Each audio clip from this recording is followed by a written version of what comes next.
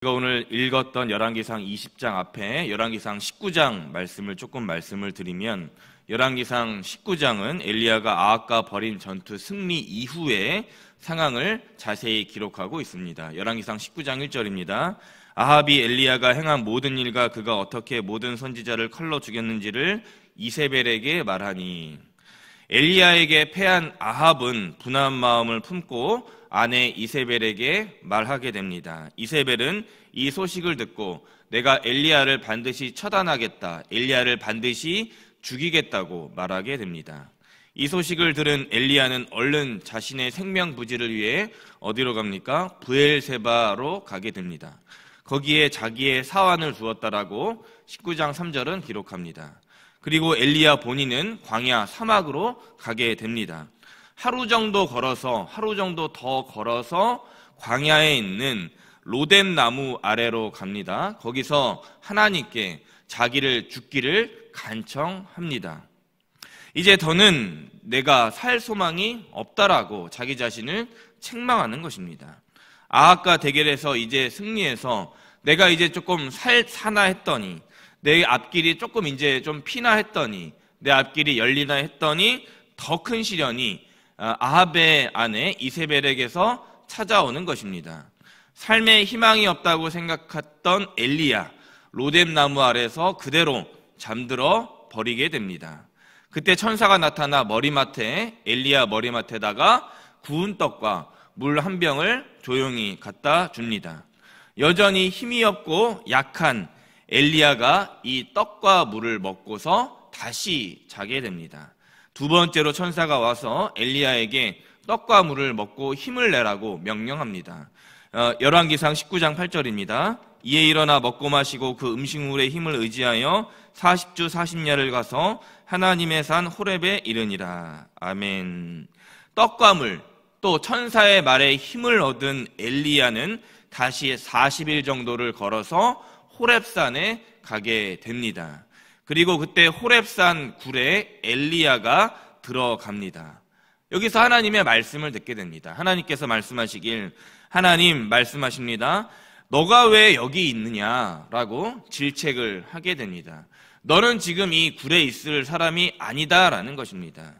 19절 10절에 보니까 엘리야는 항변합니다. 하나님, 저는 하나님을 향하여서 열심히 유별한데 저 내 백성 이스라엘 백성들은 언약을 버리고 주님의 선지자를 죽이고 있습니다. 더 심한 것은 이제 저 이스라엘 백성들이 제 생명을 찾아서 제 생명을 쫓아와서 빼앗으려고 합니다. 라고 하나님께 호렙산 굴에서 항변하고 있는 것입니다. 제가 억울합니다. 제 인생이 억울하게 됐습니다. 라고 지금 주장하는 것입니다. 하나님께 따지는 엘리야. 하나님은 엘리야에게 이때 하나님 당신을 세 가지 방법으로 보이십니다. 첫째로 크고 강한 바람, 둘째로 지진, 셋째로 불. 하나님께서 지나가실 때 이 세 가지 일이 일어나게 됩니다.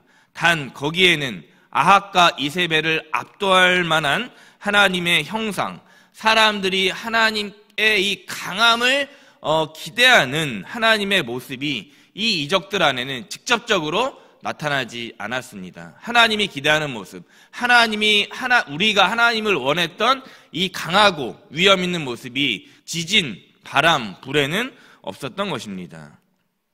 당연하게 강력한 하나님의 모습을 기대했던 엘리야. 그러나 하나님은 이러한 백성들의 기대와는 달리 바람과 지진, 불 이후에 아주 세미한 소리 속에서 하나님께서 말씀하기 시작합니다. 로뎀굴에 죽기를 바라고 하나님을 원망한 엘리야는 그때까지 내가 열심히 유별하는 만군의 하나님은 나를 왜 이렇게 지켜주지 못하는 것인가? 내 생명을 지켜주지 못하는 것인가? 하나님은 연약한 하나님이신가? 심지어 하나님은 없는 분이신가? 라고 한탄했습니다. 엘리야는 자기가 믿는 하나님을 이때까지도 제대로 알지 못한 것입니다. 지금 당장 천군과 천사가 나타나 저 악한 이세벨과 우상들을 괴멸시키는 것도 하나님이시지만 지금 엘리야에게 필요한 하나님은 소동치고 있는 번잡한 엘리야의 마음 속에 세미한 음성으로 찾아오시는 하나님의 말씀이었기 때문입니다. 마찬가지로 우리 역시 오늘 당장의 내 문제와 고통 때문에 하나님이 지금 해결해 주지 않는다라고 하면서 하나님을 원망하고 내 인생을 로뎀나무 아래 그늘 아래에 숨어서 누워서 자책하고 있는 것은 아닌지 돌아보게 됩니다. 그렇다면 빨리 하나님의 세미한 소리와 하나님의 말씀으로 내 마음속에 오신 하나님께 집중해야 합니다. 바로 그 하나님께서 열왕기상 19장 13절에 하신 말씀, 너가 어찌하여 여기 이렇게 누워있느냐 말씀하시기 때문입니다. 뭡니까? 너가 여기 인생 천념하고서 로뎀나무 아래에서 생명 끝나기만을 기다려서는 안 된다. 어서 일어나 나의 말을 청종해라 하는 것입니다. 왜입니까? 인생에 나타나는 문제와 승리의 문제와에 대한 승리와 소망은 하나님의 말씀에서 시작되기 때문입니다. 하나님은 19장 15절을 시작으로 엘리야에게 아합 왕과 멸망을 선포합니다. 내가 아람의 하사엘 왕을 들어서 또 님시의 아들 예후를 사용하여서 또 사밧의 아들 엘리사를 들어서 아합을 처단하겠다. 그러면서 마지막으로 주신 하나님의 약속 19장 18절입니다. 그러나 내가 이스라엘 가운데 7,000명을 남기리니 다 바알에게 무릎을 꿇지 아니하고 다 바알에게 입맞추지 아니한 자니라. 아멘. 인생의 죽음 위기 앞에 너는 절대로 너 혼자가 아니다. 아합과 이세벨로 다 넘어간 것 같지만 저 우상들에게 모든 백성들이 다 속아 넘어간 것 같지만 아니다. 너가 있는 그곳에 아직 저 바알에게 무릎 꿇지 않은 7,000명의 기도의 용사들이 있다고 말씀한 것입니다. 저와 우리들의 상황이 오늘 아합과 이세벨, 바알들에 둘러싸여 있습니까? 그러면 아직 우상들에게 무릎 꿇지 않은 7,000명의 용사들이 우리 곁에 있는 것입니다. 혼자인 것만 같지만 혼자가 아닌 것입니다. 홀로 걸어가는 인생인 것 같지만 결코 혼자 걸어가는 인생길이 아닌 것입니다. 저와 우리들이 걷는 고난길, 십자가의 이 길에는 우리 주님이 먼저 함께 하시며 아직 바알에게 무릎 꿇지 않은 이 7,000명의 용사들, 동역자들, 구역 식구들, 구역의 가정들, 함께 교회를 세워가는 제단을 쌓는 믿음의 선배들과 후배들이 있기 때문입니다. 이 하나님의 말씀 이후 엘리야는 비로소 자기 곁에 동역자가 많이 기다리고 있음을 알게 됩니다. 하나님께서 준비하고 계심을 깨닫게 됩니다. 소들을 몰고 있던 엘리사를 하나님께서 엘리야에게 붙여주기 시작합니다. 하나님의 대반격의 시작입니다. 어떻게 합니까? 내 힘이 아니라 어떤 기적과 강력한 이적이 아니라 하나님께서 붙여주시는 7,000명의 영적 동역자, 동반자, 심판의 도구들을 통해서 하나님이 일하시는 것입니다. 열왕기상 20장 오늘 말씀 아람왕 벤하닷으로 오늘 시작되는 것입니다. 20장 1절입니다. 아람의 벤하닷 왕이 그의 군대를 다 모으니 왕 32명이 그와 함께 있고 또 말과 병가들이 있더라. 이에 올라가서 사마리아를 에워싸고 그곳을 치며. 아멘. 하나님께서 이방 왕들을 들어서 이스라엘 아합과 이세벨, 바알과 아세라 목상을 치는 심판의 도구로 들어 쓰시게 됩니다. 벤하닷이 다른 왕 32명을 모아서 사마리아를 포위합니다. 곧 벤하닷이 아합에게 으름장을 놓습니다.